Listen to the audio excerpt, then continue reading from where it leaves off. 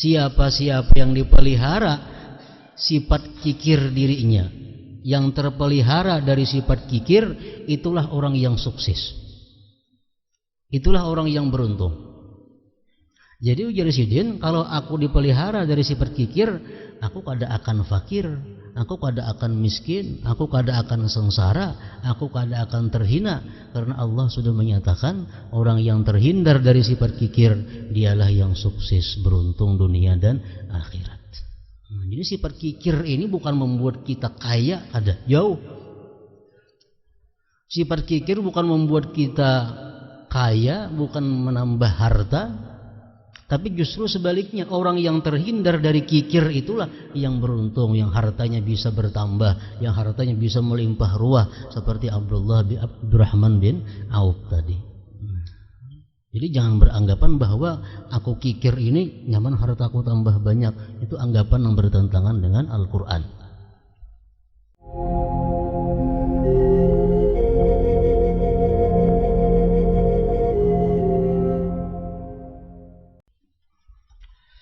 Makna daripada kalam Al-Allamah Al-Habib Ahmad bin Zain bin Alawi Al-Habsyi rahimahullah wa nafa'ana bi ulumih. Adapun kikir, ia merupakan salah satu pohon neraka. Sebagaimana telah disebutkan dalam sebuah hadis, wasyuhu sajaratun pinnar faman kana sahiha akhadha bi ghusnin min alsaniha falam yatrukhu dhalika al-ghusnu hatta yudkhilahu an-nar. Kikir adalah sebuah pohon di neraka. Barang siapa kikir, berarti dia telah memegang salah satu dahannya, dan dahan itu tidak akan melepaskannya hingga memasukkannya ke dalam neraka. Oleh karena itu Rasulullah sallallahu alaihi wasallam seringkali berdoa, Allahumma inni a'udzubika min syuhhi nafsi wa israbiha wa wasawisiha. Itu doa yang seringkali dibaca Rasulullah. Allahumma inni a'udzubika minasyuhhi, ya Allah, aku berlindung dengan Engkau daripada sifat syuh, sifat kikir. Min syuhhi nafsi, daripada kikirnya diriku. Karena kikir adalah barang neraka. Allah Ta'ala juga mewahyukan, wa may yuqa syuhha nafsihi fa ulaika humul muflihun. Dan siapa yang dipelihara dari kekikiran dirinya, maka mereka itulah orang-orang yang beruntung. Orang yang dihindarkan Allah daripada sifat kikir, itulah orang yang beruntung, orang yang sukses dunia dan akhirat.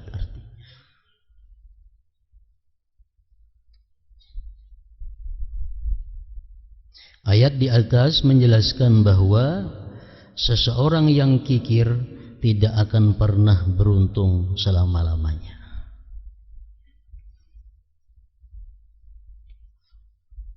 Salah seorang sahabat Rasulullah yang dikenal sangat kaya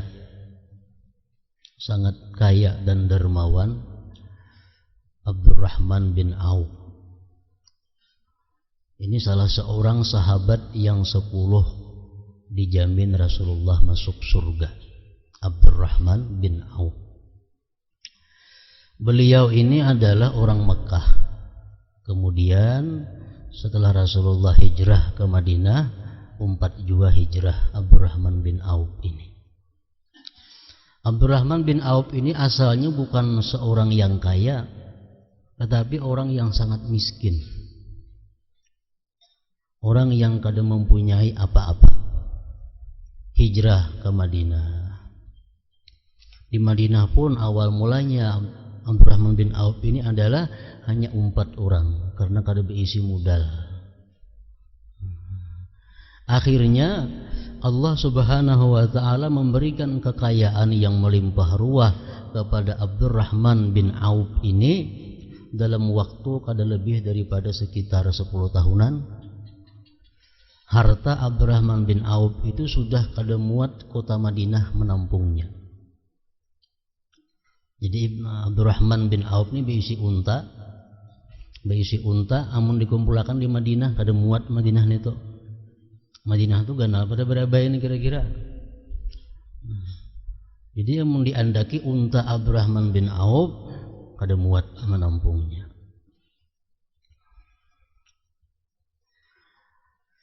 Nah, jadi di dalam kisahnya Abdurrahman bin Auf ini tawaf di Baitullah. Kan biasa tawaf itu bacaannya lain-lain. Kalau mulai Hajar Aswad sampai ke Rukun Iraki ini yang dibaca.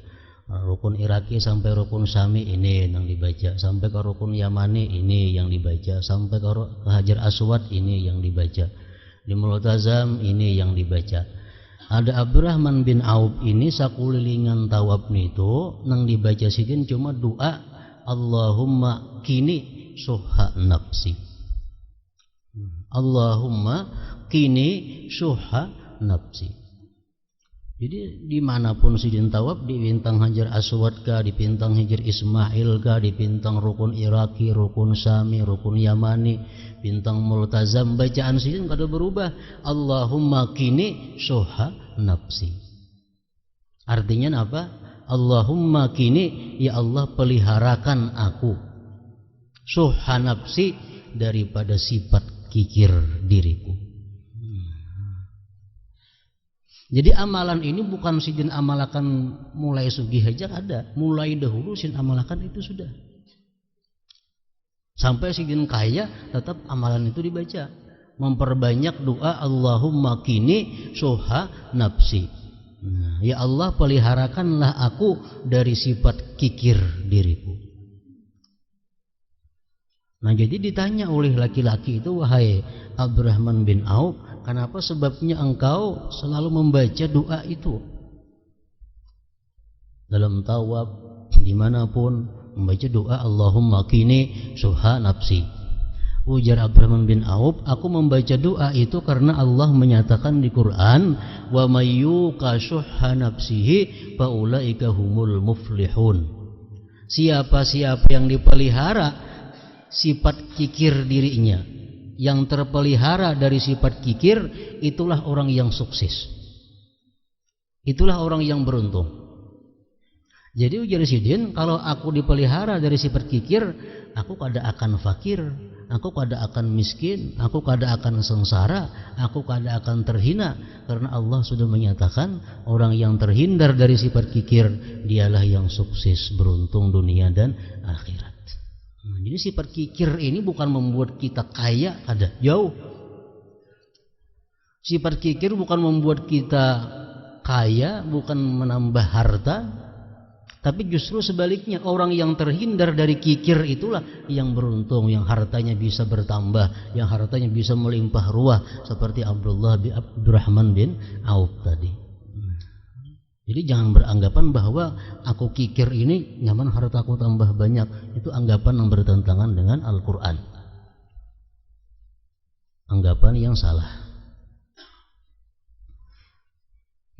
Ayat di atas menjelaskan bahwa seseorang yang kikir tidak akan pernah beruntung selamanya. Dalam sebuah hadis disebutkan, iyyakum wasyuhha fa innahu ahlaka man kana qablakum da'ahum fasafaku dima'ahum wa da'ahum fastahallu maharimahum wa da'ahum faqata'u arhamahum. Jauhilah sifat kikir, karena sesungguhnya ia telah membinasakan orang-orang sebelum kalian. Kekikiran itu menyeruk mereka, lalu mereka menumpahkan darah.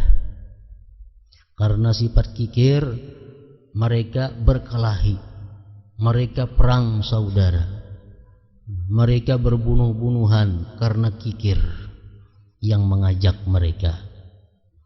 Dan si kikir tadi menyeru mereka, lalu mereka menghalalkan yang diharamkan. Orang yang ada sifat kikir, hal-hal yang diharamkan Allah jadi halal baginya karena kikir.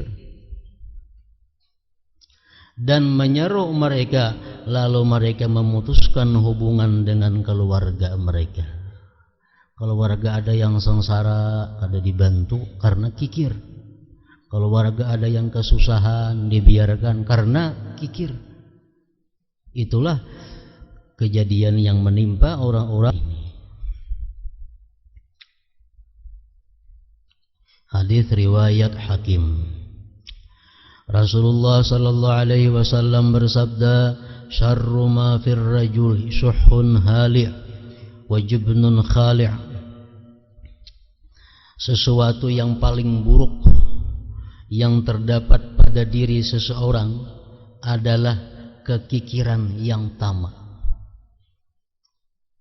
dan perasaan takut yang mencekam. Ini bila terkumpul ada dalam diri seseorang, maka terkumpul dua sesuatu yang sangat jahat, kikir dan penakut. Kikir dan penakutan.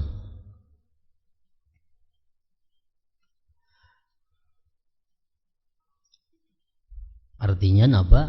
Orang yang jihad fisabilillah, berjuang menegakkan agama Allah ini di zaman dahulu, di zaman Rasulullah itu adalah orang pemurah dan orang berani. Ada nang kada berani, cuma pemurah. Nah dia umpat membantu Rasulullah dengan harta banyak, harta bendanya. Walaupun dia kada berani umpat perang, cuma habis-habisan dia membantu hartanya.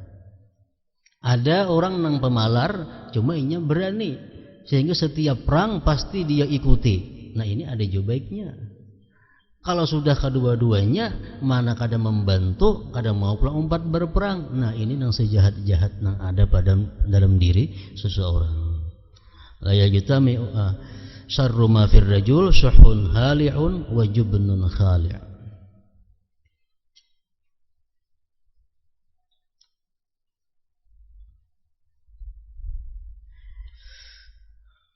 La yajtami'u syuh wal iman fi qalbi 'abdin. Kikir dan iman tidak akan pernah bersatu dalam hati seseorang hamba.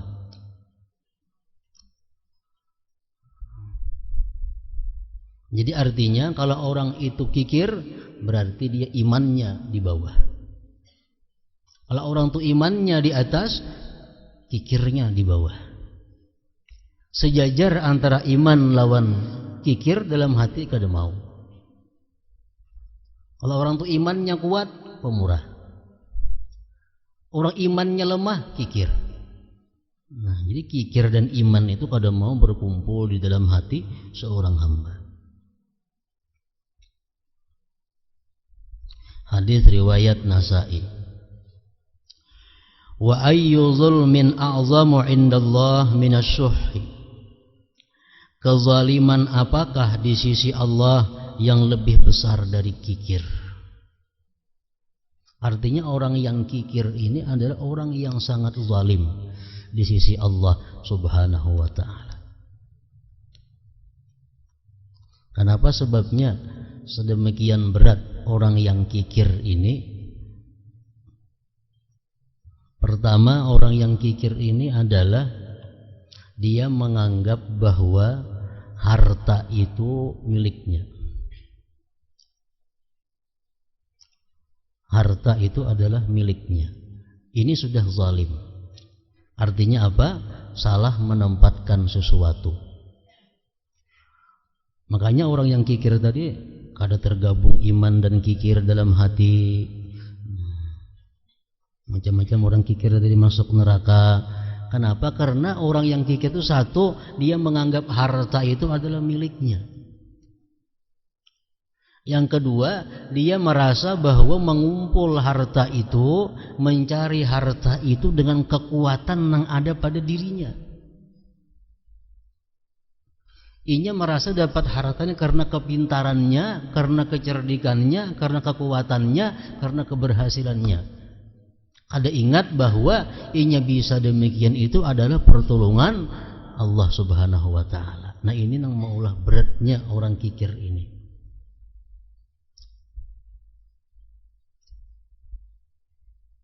Kada merasa bahwa harta yang ada itu adalah merupakan titipan dari Allah Subhanahu wa taala yang nantinya akan dipertanggungjawabkan di hadirat Allah.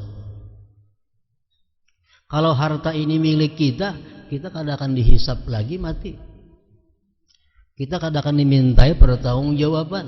Kalau harta ini ampun kita bujur. Tapi dalam Quran, dalam hadis menyatakan bahwa setiap orang itu akan dihisap, akan ditanya. Di mana ikam dapat harta itu? Kayak apa ikam cara penggunaannya? Kemana mengarahkannya? Berarti harta itu kada ampun kita. Nah, kalau ampun kita, harta itu kada dihisap lagi oleh Allah, kada ditanya lagi. Nah, orang yang kikir ini merasa bahwa harta itu adalah miliknya dan ia dapatkan dengan kekuatan yang ada pada dirinya. Nah, ini nang maulah orang kikir ini dianggap Allah yang paling zalim. Wa ayyu zulmin a'zam indallah minasyuh. Kezaliman apakah di sisi Allah yang lebih besar dari kikir?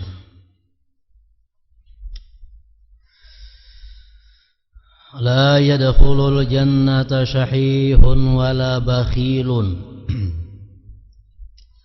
Hadis Nabi lagi menyatakan tidak akan masuk surga orang yang kikir dan tidak pula orang yang bakhil. Kikir lawan bakhil itu ada perbedaan. Kikir bahasa Arabnya sahih. Tidak masuk surga orang yang kikir dan tidak masuk surga orang yang bakhil.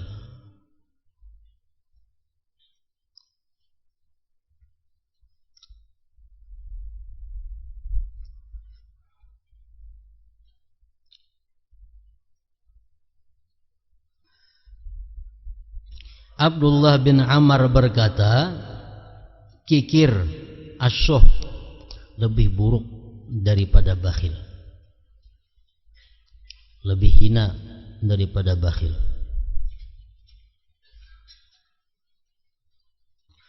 Sebab seorang yang kikir akan bersikap kikir dengan harta orang lain dan berusaha untuk merebutnya. Di samping itu dia juga kikir terhadap apa yang dia miliki dan tidak mau menyedekahkannya. Jadi kikir ini seorang kadang mau mengeluarkan dan keberatan kalau ada orang lain mengeluarkan. Nah, ini kikir. Seorang sudah kadang mau sosial dan menangati orang lain untuk sosial. Ia sakit hati kalau ada orang lain tuh sosial. Sayangnya duit diberikan ke situ. Nah, pada orang lain kada inya kada. Apalagi inya. Nah, ini adalah sahih tadi kikir. Ini lebih buruk lagi daripada bakhil. Inya sudah kada mau berbuat sosial, inya sudah kada mau bersedekah, dan inya mengajak kepada orang lain supaya jangan bersedekah. Orang lain nang bersedekah, orang lain nang sosial disambati. Bagak benam itu ria. Ini orang kikir. Orang ada sosial, ria. Padahal kan ria. Seorang pun apa? Nah, artinya kada nyaman melihat orang itu menyedekahkan hartanya. Sayangnya. Nah, ini paling berat sudah kikir ini.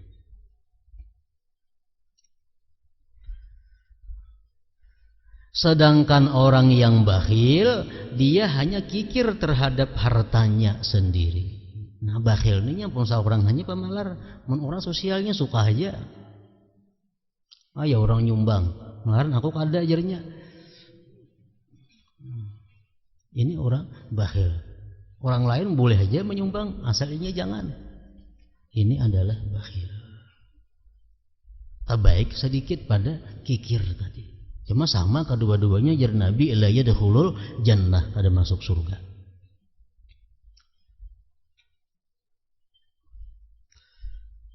Jadi Bisrul Hafi mengatakan, Bisrul Hafi salah seorang aulia Allah mengatakan, an-nazar ilal bakhil yuksil qalb. Kita memandang ke wajah orang bakhil itu mengaraskan hati kita. Apalagi mengawani, melihati muhanya aja sudah mengaraskan hati. Ujar Nabi, makanannya apa? Penyakit. Orang yang bakhil ini makanannya penyakit, melihati ke wajahnya mengaraskan hati kita. Dan lagi jadi Bisrul Hafi mengatakan, al-bakhil la ghibata lahu, orang yang bakhil itu kadada gibah baginya. Artinya mun disambati kita kada berdosa. Wah, itu pemalar orangnya, ada apa itu? Kadada gibah kita. Al-bakhil la ghibata lahu. Abu Hanifah mengatakan, ujar Abu Hanifah, la ara an u'addila bakhila. Pendapatku orang bakhil itu kada adil. Abu Hanifah berpendapat bahwa orang yang bakhil itu kada bisa disebut adil. Artinya apa? Jadi saksi nikah kada kawa, jadi imam makruh diikuti kalau orang yang bakhil itu.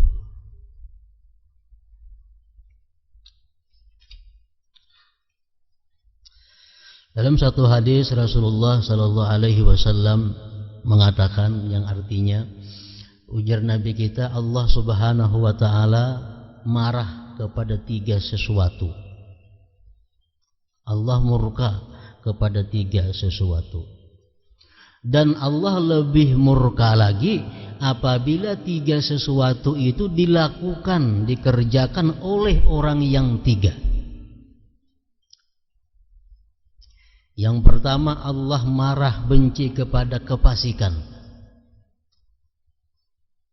Allah benci kepada pelanggaran hukum-hukum Allah.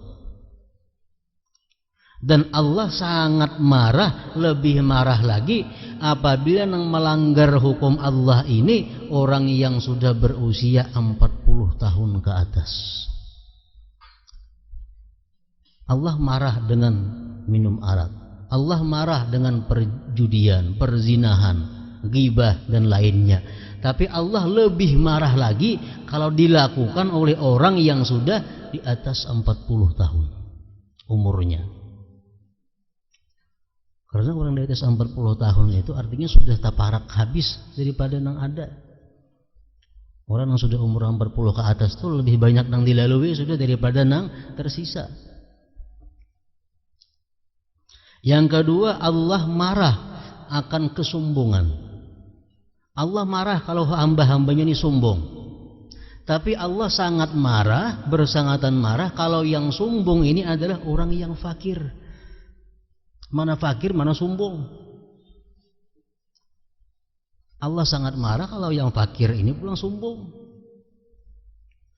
Yang ketiga, Allah marah dan benci kepada kebakhilan. Dan Allah sangat marah, sangat murka kalau yang bakhil ini adalah orang yang kaya. Orang yang kaya. Allah Subhanahu wa taala cinta kepada 3 sesuatu, menyukai 3 sesuatu, dan sangat cinta Allah kepada orang yang 3 yang melakukan itu. Pertama, Allah cinta ketaatan. Allah cinta orang-orang yang taat kepadanya. Tapi Allah sangat cinta kalau yang taat itu adalah seorang pemuda. Orang pemuda.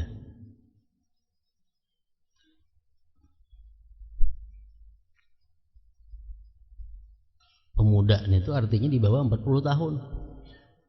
Umur 35 masih muda. Kalau orang umur demikian taat kepada Allah, Allah lebih suka daripada orang tua yang taat. Lebih suka.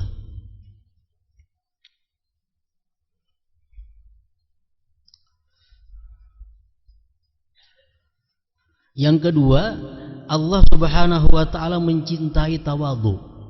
Allah cinta kepada orang-orang yang tawadhu. Tapi Allah sangat cinta lagi kalau yang tawadhu itu adalah orang yang kaya. Orang yang kaya. Mana kaya? Tawadhu.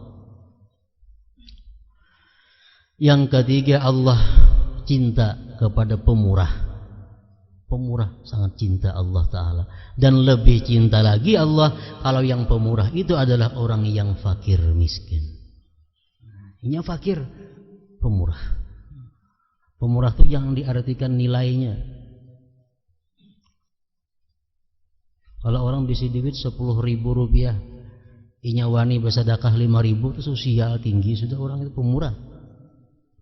Bisi duit 10.000, wani memberi 5.000, itu sudah pemurah. Ketimbang orang bisa duit 1 juta memberi 10.000. Ini pemurah bukan diukur banyaknya, tapi dari orangnya. Allah cinta kepada pemurah dan lebih cinta kalau yang pemurah itu adalah orang yang fakir.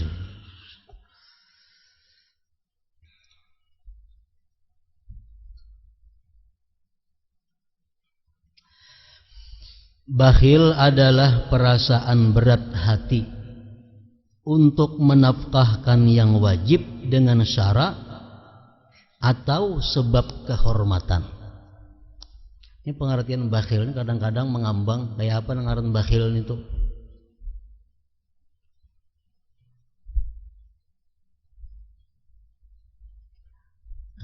Bakhil itu adalah perasaan berat hati untuk menafkahkan yang wajib dengan syarat atau sebab kehormatan. Zakat ini kewajiban syara. Orang yang kada berzakat atau orang yang mengurangi zakat atau orang yang mengakalani zakat bakhil. Masuk dalam ancaman-ancaman Allah tadi. Zakat diutak-atik sedemikian rupa sehingga manfaatnya kembali kepada seorang. Zakat kada beres, zakat kurang. Nah, ini sudah bakhil.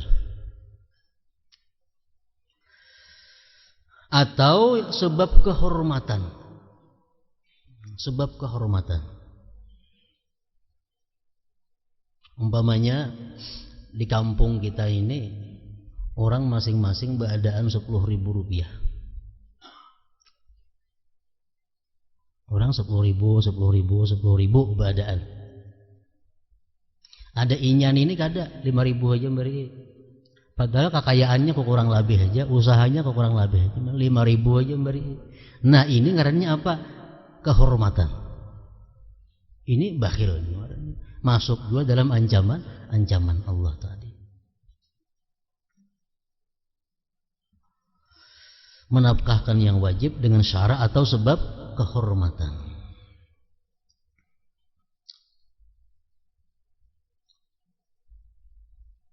Mulai pasar umpamanya kasih ini, nah bebica 5.000, itu sudah normal. Fakir miskin bila bebica ke pasar 5.000, nya ada 4.000 aja beri. Kikir nih orang bakhil.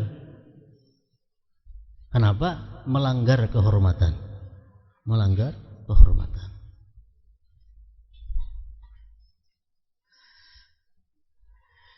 Seseorang disebut bakhil jika dia tidak mau mengeluarkan zakat. Sudah jelas. Dan enggan atau keberatan untuk memberikan nafkah wajib. Anaknya, bininya, ketika dinafkahinya, itu jelas sudah bakhil. Sebagai contoh, seseorang yang keberatan untuk memberikan hartanya yang baik kepada orang lain. Dia hanya bersedia memberikan hartanya yang buruk.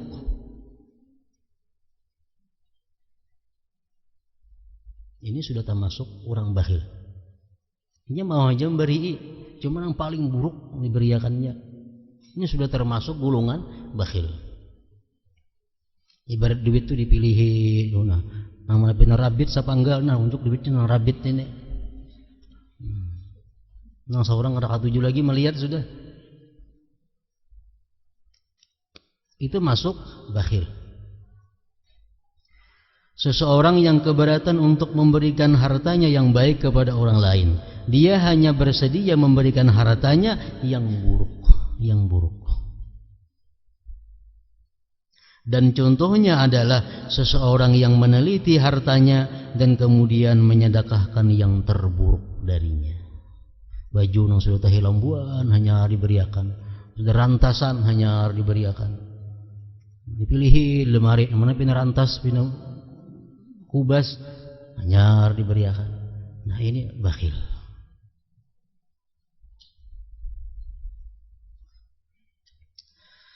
Seseorang yang bakhil adalah dia yang tidak mau mengeluarkan harta yang menurut syariat dan adat kebiasaan harus dikeluarkan.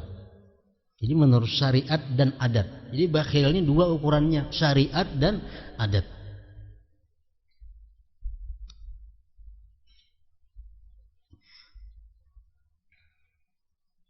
Orang yang menyimpan hartanya dan membiarkan agama dan kehormatannya ternodai adalah orang kikir yang dicela. Ini biar kita sambat orang pemalar kada jadi masalah. Yang penting duit jangan keluar. Sekampungan orang madakan kikir kada tahu-tahunya, yang penting duitnya jangan keluar. Ini orang yang rela mengorbankan kehormatannya demi menjaga hartanya. Padahal Allah Subhanahu wa taala menciptakan harta ini untuk menjaga agama dan kehormatan manusia. Di hadapan Rasulullah sallallahu alaihi wasallam pernah dipuji seorang perempuan. Ini sahabat-sahabat memuji ada seorang perempuan di Madinah, orangnya sawamah, puasa. Wa qawwamah, dan perempuan ini suka beribadah malam beribadah, siang puasa perempuan ini. Cuma wahai Rasulullah, inya nih orangnya pemalar. Kalau beribadah nomor satu, cuma illa anna fiha bukhla, tetapi dia pemalar. Ujar Nabi kita menjawab, fama khairuha idza. Kalau kayak itu kan ada baiknya perempuan itu. Kalau kayak itu kan ada baiknya perempuan itu. Nah, orang pemuasa, penyembah yang malam, pemalar, Nabi kan ada baiknya. Puasa kada, penyembah yang malam kada, tambah pemalar. Komplit tuh.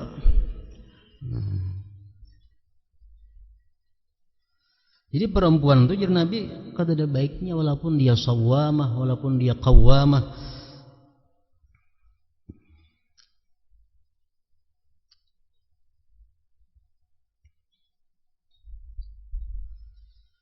Rasulullah mengatakan al-jahilus sakhi ahabbu ilallah minal alimil bakhil. Orang yang bodoh, orang yang jahil, tapi dia pemurah, dia lebih disenangi Allah daripada orang yang berilmu namun dia bakhil, namun dia pemalar. Orang yang berilmu aja kalau dia pemalar kada disukai Allah, apalagi nang kada berilmu, apalagi nang kada mempunyai ilmu. Orang yang telah menunaikan kewajiban agama dan kehormatan yang layak dengannya. Orang yang telah menunaikan kewajiban agama dan kehormatan yang layak dengannya, maka sungguh dia telah keluar dari sifat bakhil. Zakat biris, kehormatannya dijaganya dengan hartanya, nah dia sudah keluar daripada sifat bakhil. Rasulullah ada mengatakan dalam satu hadis, ujar Nabi kita, bari'a minasyuh man adda zakah wa qarad dhaifa wa atafin naibah. Terlepas dari sifat syuh orang yang menunaikan zakat dan menjamu tamu dan membantu orang-orang yang dapat musibah. Kalau kita tiga perkara itu kita lakukan, zakat kita bayar, tamu kita jamu, yang ketiga kita bantu orang yang kena musibah, terlepas daripada syuh, terlepas daripada kikir. Kalau tamu tuh hilang ke rumah kita, nah, sampai jam makan, kan adat makan batang hari makan. Nah, lalu kita kadang memberi makan ini lawan tamu nih, bakhil. Kenapa? Melanggar hukum adat. Surungnya apa ada? Tamu datang ke tempat kita pas di mana kebiasaan kita makan. Nah, tamu ini ada jamu. Kalau kita kada menjamu, kita hakun belapar paurut berdudi kaina makan hendak bulik supaya bulik tamu dahulu. Bakhil itu menyiksa diri ngarannya. Ngadang bulik akan tamu hanya makan.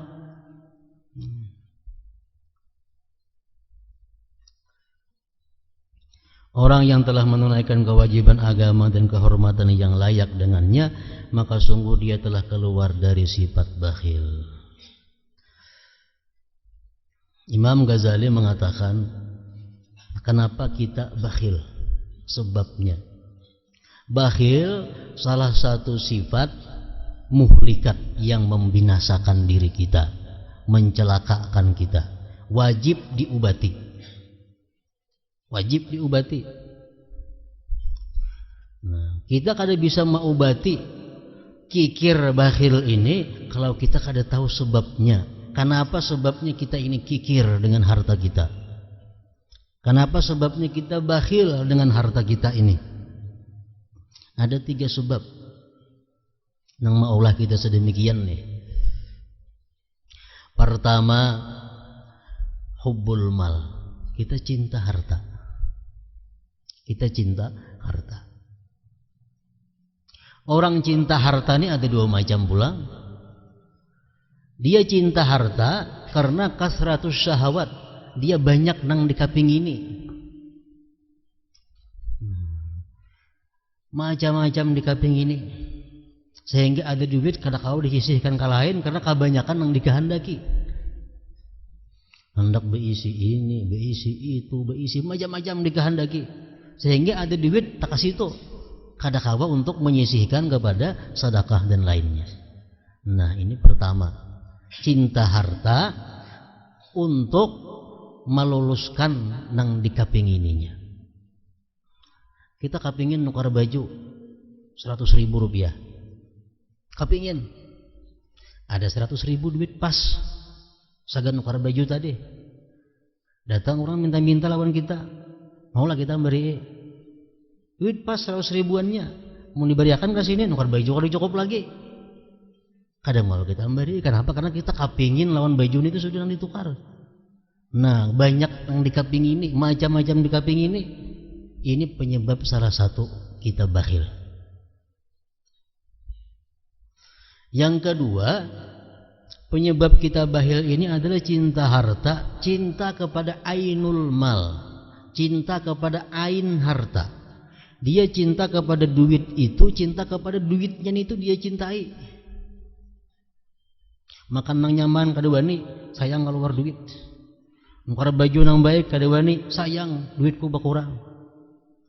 Baubat kada wani, sayang duitku berkurang. Duit dijapai hari-hari ditimbang di apa. Nah, ini orang nang bakhil. Bakhil karena kasayangan di duit. Randa-randa kita malam melihat duit, nah, ada aja duitku kadaka, nah, dipusu-pusu dihitung duit hari-hari ini tuh jadi gawe nukar baju kadawani, nukar apa kadawani, apalagi bersedekah kasayangan di duit. Nah tuh. Yang kedua, sebab kita bakhil ini adalah tulul amal. Kita masih merasa punya umur panjang. Kita merasa mungkin mati mungkin 20 tahun lagi atau 30 tahun lagi merasa mati. Lalu kita bakhil. Andai kita meyakini bahwa kita isuk mati, kita wani hari ini habis-habisan. Kenapa? Karena merasa isuk mati. Tapi karena kita merasa mati mungkin 20-30 tahun lagi, nah lalu kita bakhil. Yang kedua daripada tulul amal ini adalah aulad, anak. Anak ini menempati tulul amal juga. Orang sudah berumur 90 tahun, ini merasa para kaya sudah mati, cuma anak masih anum. Nah, anak ini menempati dirinya juga. Mau aku mati kayak begini anakku, mengkusuk sedekahkan, hadiahkan, kuwakapan kayak begini anakku hidup cuma aku mati. Nah ini menempati sama lawan tulul amal. Nah, jadi sebabnya itu bakhil. Bisa karena seorang merasa lagi panjang hidup, atau seorang merasa parak mati cuma merasa anak masih banyak.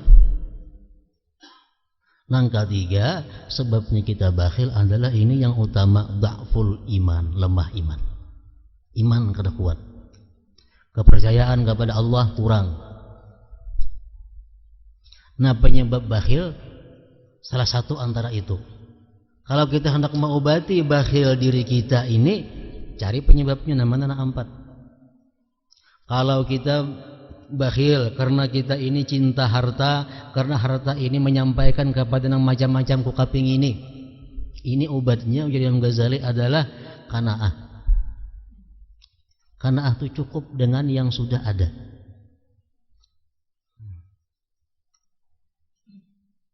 Karena ini meringankan hisab di akhirat. Yang kedua, kalau kita karena penyakit bakhil, karena kita sayang lawan duit tadi, kita pikirkan duit ini adalah sagan awak. Kenapa duitnya maka disayangi, duitnya maka disimpani, awak biar menderita lah. Yang ketiga, kalau kita bakhil karena anak, nah ini yang berat. Orang yang bakhil karena anakku kena kayak apa mengaku mati, ini orang yang kurang percaya dengan Allah Subhanahu wa ta'ala. Orang kada percaya, padahal anak itu diciptakan oleh Allah, bukan kita maulah anak. Anak itu ciptaan daripada Allah. Allah dalam Quran mengatakan kami menciptakan, kami yang memberinya rezeki. Dan lagi anak ini ada 2. Kalau sudah kita mati gina, anak ini imma orang saleh atau orang fasik. Kalau kita meninggali harta kepada anak yang saleh, kan ada gunanya. Kenapa? Allah sudah menjamin kehidupan orang yang saleh. Orang yang saleh walaupun tidak ditinggali harta, Allah jamin. Allah bahagiakan hidupnya, Allah senangkan hidupnya. Kalau kita meninggali anak ini, anak orang jadi orang fasik, ini berbuat maksiat, dikubur kita dapat jatahnya. Ini anak nih sudah tahu fasik orangnya, ditinggali warisan, pajang menyiksa ke seorang ini nih, pajang menyiksa ke seorang. Nah, jadi artinya mencintai anak itu disuruh, tapi jangan sampai mencintai anak itu membuat kita ini bakhil, membuat kita melanggar hukum Allah Ta'ala.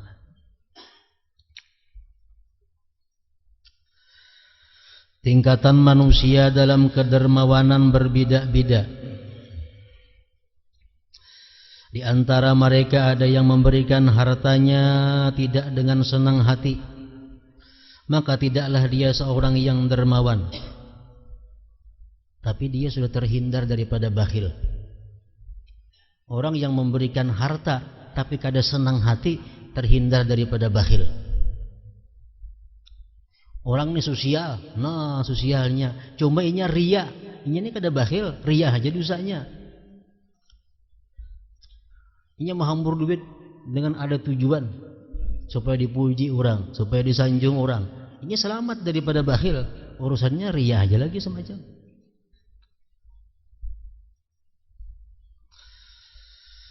Contohnya adalah seseorang yang memberikan hartanya karena takut dicela manusia, atau karena mengharapkan manfaat atau pujian. Itu bukan dermawan ngarannya, cuma sudah kada bakhil lagi, tapi bukan sampai kepada tingkatan dermawan. Tentunya dia tidak dapat disebut sebagai seorang dermawan. Dermawan adalah seseorang yang mendermakan hartanya dengan senang hati hanya karena Allah Ta'ala dan mengharapkan pahalanya. Nah, itu orang yang disebut sahiyun. Dia dengan senang hati memberi, dia ikhlas, dia mengharapkan pahala dari Allah.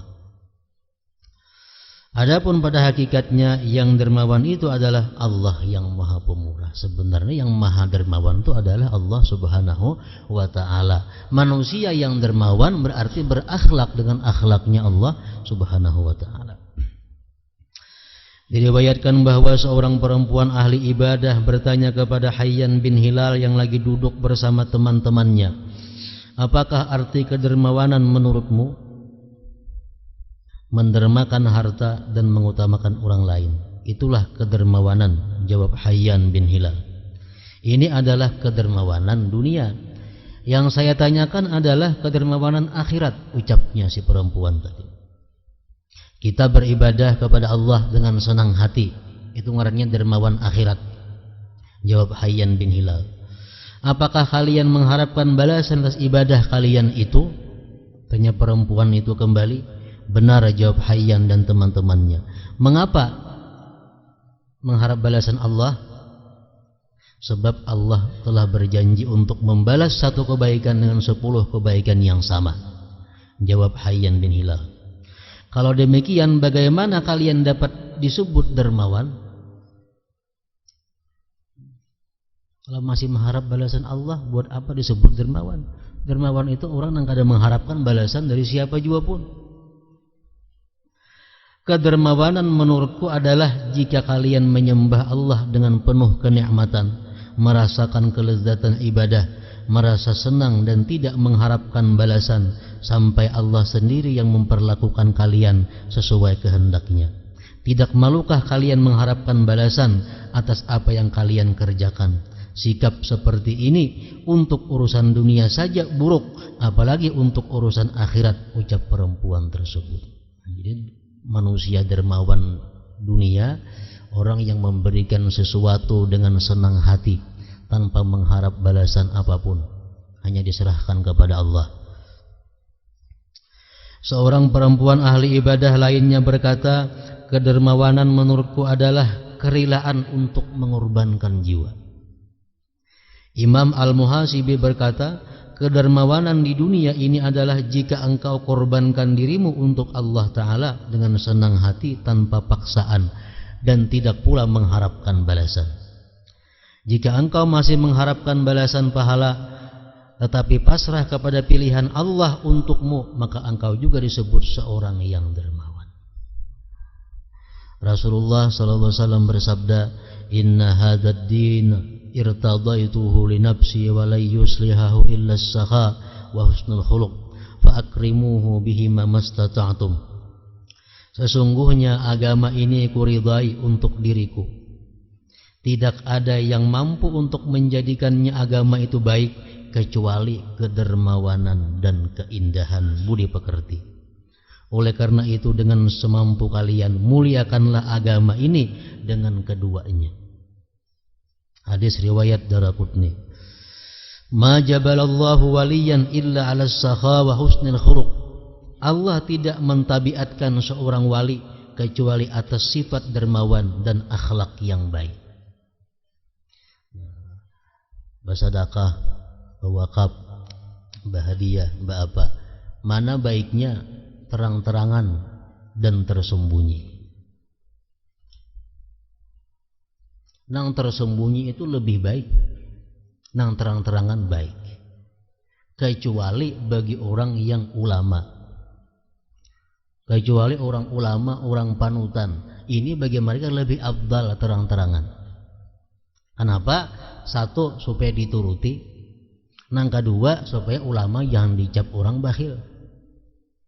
Jadi ulama itu kalaupun ada bersedekah rahasia sembunyi, tapi tetap diutamakan lebih banyak sedekah yang zahir, sedekah yang nampak.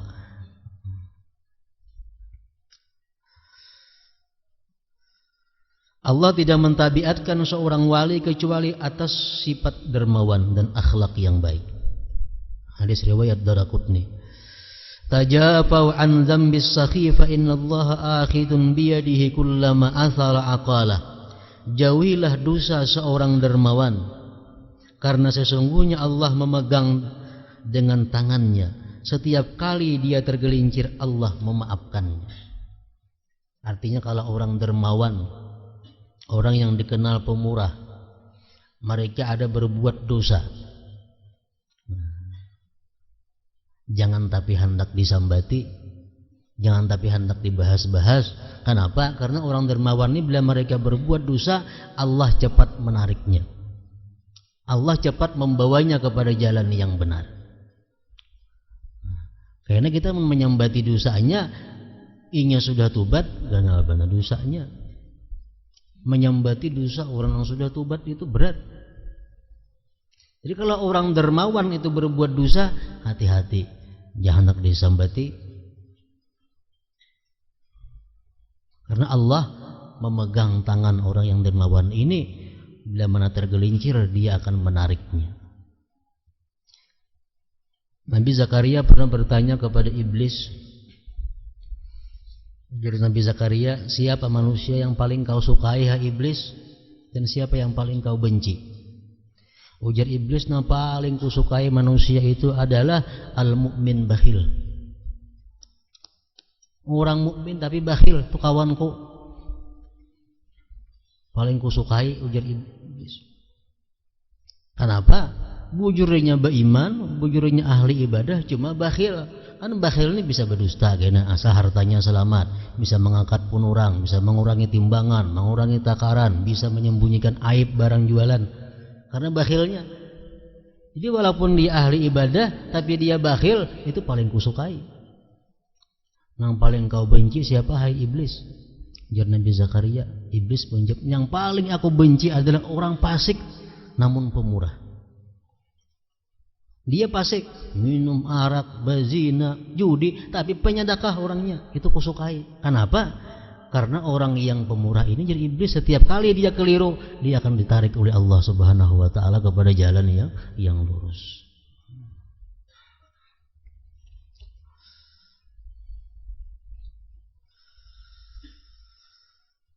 Diriwayatkan bahwa Allah mewahyukan kepada Nabi Musa alaihi salam, jangan engkau bunuh As-Samiri sebab dia seorang yang dermawan. Sufyan bin Uyainah berkata, dermawan adalah berbuat baik dengan teman dan pemurah dengan harta. Al-Hasanul Basri berkata, puncak kedermawanan adalah mencurahkan segenap kemampuan untuk mendermakan semua yang dimiliki. Beliau juga berkata, dermawan adalah jika engkau dermakan hartamu untuk Allah Azza wa Jalla. Lalu beliau ditanya, jika demikian, lalu apakah yang dimaksud dengan hazam? Hazam adalah jika engkau tidak berderma karena Allah, jawab beliau. Dalam perang Rasulullah SAW bersama sahabatnya memenangkan peperangan, banyak dapat tawanan dan banyak dapat harta rampasan perang. Tawanan ini perintah Allah dibunuh.